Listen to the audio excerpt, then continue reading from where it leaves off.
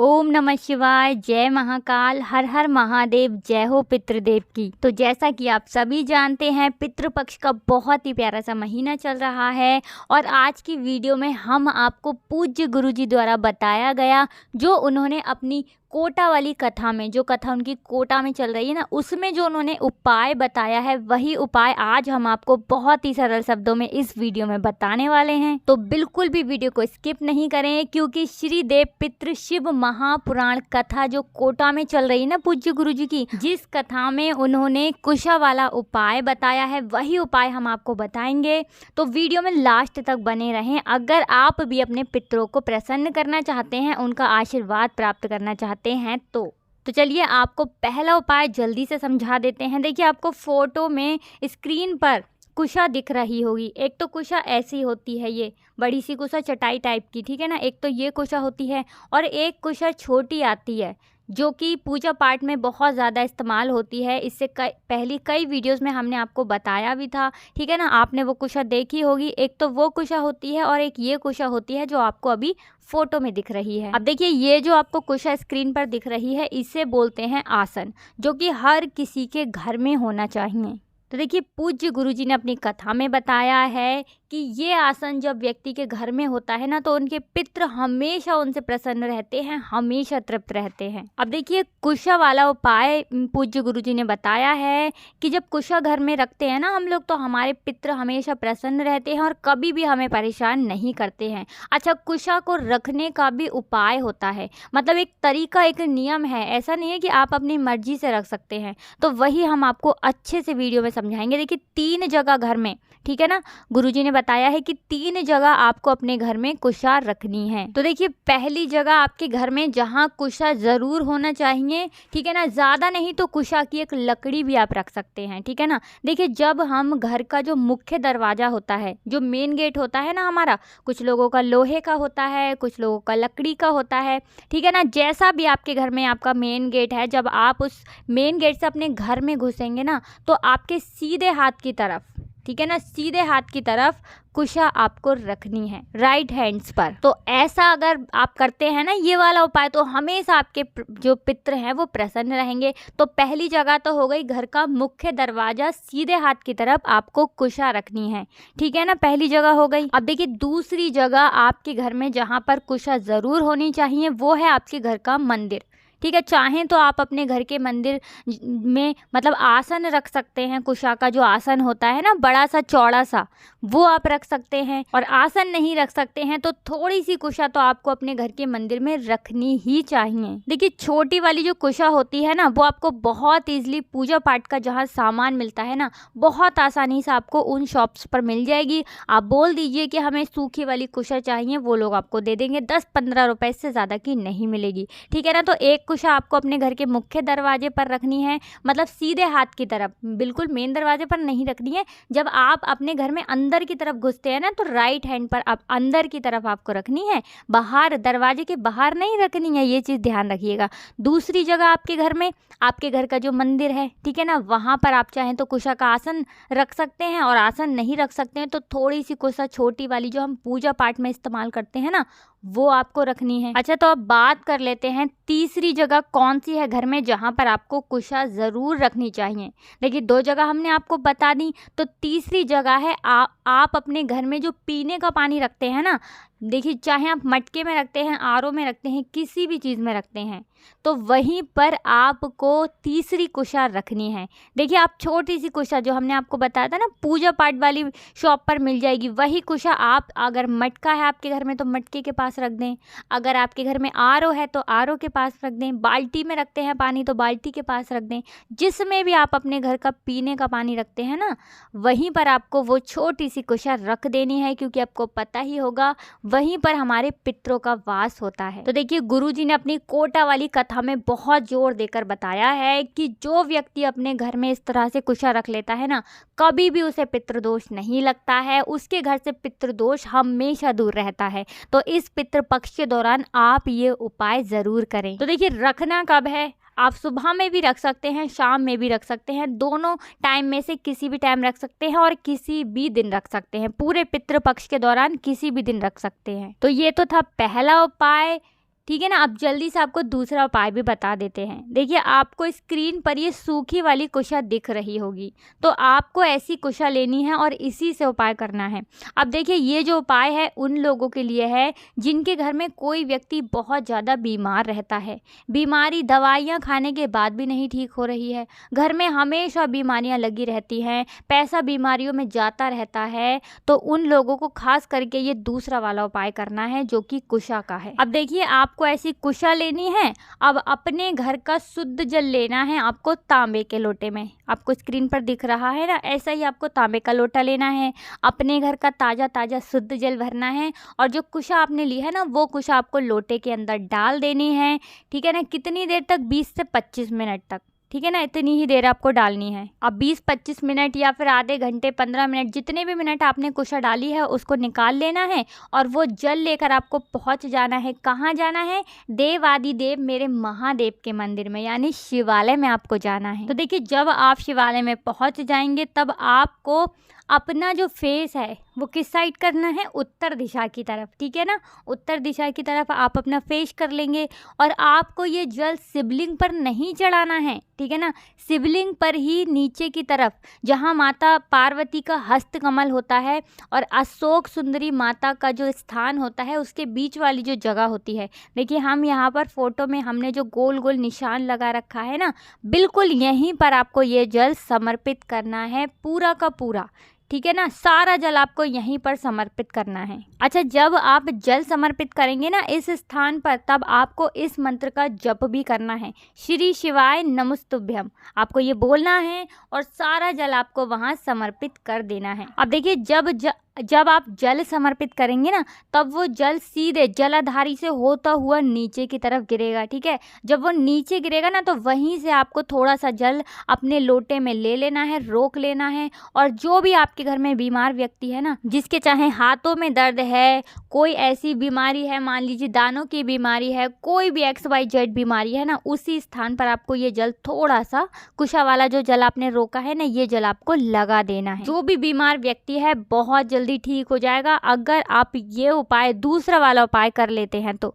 ठीक है ना, किसी भी दिन आप इस उपाय को कर सकते हैं पूरे पितृपक्ष के दौरान। तो ये तो हो गए 2 उपाय। अब जल्दी से तीसरे उपाय की तरफ बढ़ लेते हैं और आपको बता देते हैं, बहुत ही बढ़िया उपाय है। देखिए ये जो तीसरा वाला उपाय है ना, ये भी आपके घर से पितृदोष को दूर करेगा। पितृदोष अगर नहीं भी है तो कभी आपके घर में पितृदोष नहीं लगेगा और बीमारियों को भी आपके घर से दूर करेगा ये तीसरा वाला उपाय। तो देखिए अब ये तीसरा वाला जो उपाय है हम आपको तभी बताएंगे जब आप हमारी वीडियो को लाइक कर देंगे। नहीं, ऐसा नहीं है, आपको बताएंगे, लेकिन आपसे कहते हैं, रिक्वेस्ट करते हैं कि जल्दी से वीडियो को लाइक करके ना चैनल को सब्सक्राइब कर लीजिए। और अगर आपने अभी तक महादेव का प्यारा सा नाम हर हर महादेव नहीं लिखा है ना तो वो कमेंट सेक्शन में ज़रूर लिख दीजिए। तो चलिए जल्दी से बता देते हैं आपको ये तीसरा वाला उपाय। तो देखिए आपको स्क्रीन पर वाइट कलर का जो दिख रहा है ये है ना कुश का फूल है।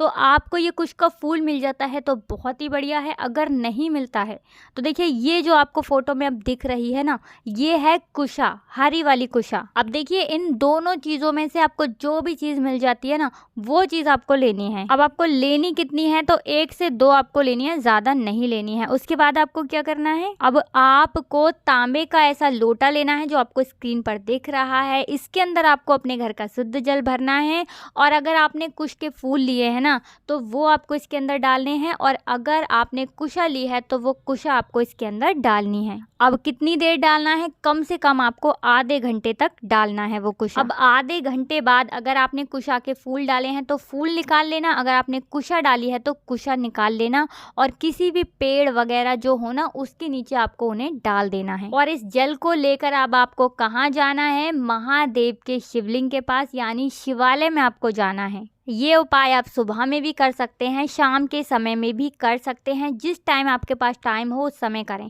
ठीक है ना, अब आपको पहुंच जाना है शिवालय में और अपना फेस करना है उत्तर दिशा की तरफ। अब देखिए आपको जो जल आप लेकर गए हैं ना उत्तर दिशा की तरफ अपना फेस करते हुए वो सारा का सारा जल आपको शिवलिंग पर समर्पित कर देना है। हाटकेश्वर महादेव। कौन से? हाटकेश्वर महादेव। अब देखिए जब आप जल समर्पित करोगे तो जल बहता हुआ शिवलिंग से जलाधारी से होता हुआ नीचे की तरफ गिरेगा, तो वहाँ पर आपको थोड़ा सा जल अपने लोटे में रोक लेना है। तो देखिए ये वाला जल आपको अपने घर पर ले जाना है और थोड़ा सा 1 चम्मच या आधी चम्मच उस व्यक्ति को पिलाना है जिस व्यक्ति को बहुत लंबे समय से कोई बीमारी है, बीमारी ठीक होने का नाम ही नहीं ले रही है। क्योंकि कभी कभी पितृदोष के कारण भी व्यक्ति को बीमारियां लग जाती हैं और बीमारियां दवाइयों से आसानी से ठीक नहीं हो पाती हैं। तो अगर पितृदोष के कारण कोई व्यक्ति बीमार होगा ना, तो उसकी वो बीमारी बहुत जल्दी ठीक हो जाएगी। आप ये उपाय करके देख लें, आपको लाभ इसका खुद दिख जाएगा जैसे ही आप ये उपाय करेंगे। अगर पितृदोष के कारण कोई भी बीमारी होगी ना आपके घर में किसी भी व्यक्ति को, तो उस व्यक्ति को आप आधी या फिर 1 चम्मच ये आप कुशा वाला जो रस है ना, जो जल है, ये आप पिला के देख लें। विश्वास मानिए अगर पितृदोष के कारण बीमारी होगी ना, बहुत जल्दी वो व्यक्ति फिर ठीक हो जाएगा। अब देखिए बस नाम आपको नहीं भूलना है। कौन सा नाम बताया था हमने आपको? हाटकेश्वर महादेव के नाम से आपको जल समर्पित करना है। बिल्कुल भी आपको ये नाम भूलना नहीं है। तो ये तो हो गए 3 उपाय। अब जल्दी से आपको छोटा सा सरल सा चौथा उपाय भी बता देते हैं जो बहुत ही ज़्यादा महत्वपूर्ण है पितृपक्ष के दौरान करना। अगर आप कर लेते हैं तो पितृदोष आपके जीवन से बहुत जल्दी दूर हो जाएगा। तो देखिए आपको स्क्रीन पर गंगा जल दिख रहा होगा। आपको लेना है थोड़ा सा गंगा जल, ठीक है ना। इसी के साथ आपको लेना है कुशा, जो सूखी वाली कुशा होती है ना, वही कुशा आपको लेनी है। कुशा ले लिया आपने। अब आपको लेना है तांबे का एक लोटा, उसके अंदर आपको थोड़ा सा गंगा जल डालना है, 3-4 बूंदे, और इसी के साथ अपने घर का शुद्ध जल आपको उस तांबे के लोटे में भरना है। अब इसी के साथ आपको लेनी है एक छोटी सी प्यारी सी बेल पत्र जो कहीं से भी खंडित ना हो। अब देखिए आपने जो एक बेल पत्र ली है वो, और आपने जो तांबे का लोटा लिया है जिसमें आपने अपने घर का शुद्ध जल भरा है, थोड़ा सा गंगा जल डाला है, ये दोनों चीजें लेके आपको जाना है देवादिदेव महादेव के मंदिर यानी शिवालय में। अच्छा, जो कुशा आपने ली थी ना, वो कुशा भी आपको मंदिर ले जानी है, लेकिन लोटे के अंदर डालनी नहीं है। ये चीज बिल्कुल ध्यान रखना है आपको, ठीक है ना। लोटे के अंदर कुशा नहीं डालनी है, सिर्फ अपने हाथ में लेकर जानी है। अपना फेस उत्तर दिशा की तरफ करते हुए, यानी उत्तर दिशा की तरफ आपका फेस होना चाहिए, आपका मुंह होना चाहिए, और वो लोटा आपके हाथ में होना चाहिए जिसमें आप जल लेकर गए हैं। अब आपको वो लोटे का सारा जल शिवलिंग पर समर्पित कर देना है। और नाम आपको कौन सा लेना है जब आप जल समर्पित करोगे, तो बिल्कुल ध्यान से सुन लीजिएगा। हाटकेश्वर महादेव के नाम से आपको वो जल शिवलिंग पर समर्पित करना है। कौन सा नाम हम बता रहे हैं आपको? हाटकेश्वर महादेव के नाम से आपको सारा का सारा जल शिवलिंग पर समर्पित कर देना है। अब देखिए जब आप शिवलिंग पर जल समर्पित करेंगे ना, तो शिवलिंग से होता हुआ वो जल नीचे की तरफ जहाँ गिरता है ना, वहाँ से ही आपको थोड़ा सा जल आपके पास जो पात्र होगा ना, जो लोटा होगा, उसी के अंदर आपको वो थोड़ा सा जल रोक लेना है। और अब जो आपके पास कुशा है ना, अब उसी के अंदर आपको वो कुशा डालनी है जो जल आपने थोड़ा सा रोका है।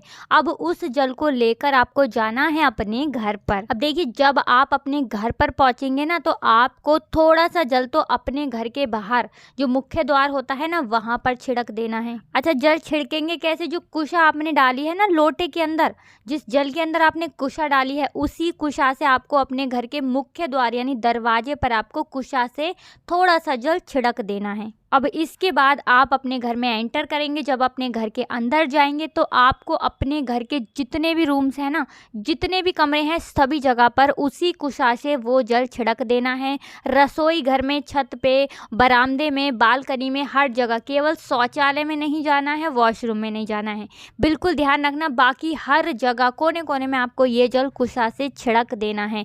जितनी भी आपके घर में नेगेटिव एनर्जी होगी ना, सारी की सारी बाहर निकल जाएगी और कोई भी पितृदोष लगा होगा वो पितृदोष दूर हो जाएगा। संपूर्ण जीवन में आपके सुख समृद्धि आ जाएगी, घर में आपके खुशहाली आ जाएगी अगर आप ये उपाय पितृपक्ष के दौरान किसी भी दिन कर लेते हैं। तो देखिए जब पितृदोष जीवन में किसी के लग जाता है ना, घर में लग जाता है, तो बहुत सारी समस्याएं उस व्यक्ति के जीवन में आ जाती हैं, आप सभी जानते होंगे। तो देखिए अगर घर की बीमारियों को दूर करना है ना, धन की कमी को दूर करना है, और इसी के साथ आप चाहते हैं कि आपके घर के सभी लोग हमेशा सफलता को प्राप्त करें, तो अपने पितरों को प्रसन्न करने के लिए पितृपक्ष के दौरान ये सरल से उपाय ज़रूर ही कर लेने चाहिए, जिससे कि अगर आपके घर में पितृदोष लगा है तो दूर हो जाए, नहीं लगा है तो कभी भी पितृदोष ना लगे और कभी भी आपके जीवन में कोई कष्ट, दुख, तकलीफ ना आए। तो दोस्तों, अगर आपने अभी तक वीडियो को लाइक नहीं किया है तो जल्दी से वीडियो को लाइक करके चैनल को सब्सक्राइब कर लेना और महादेव का नाम लिखना बिल्कुल मत भूलना।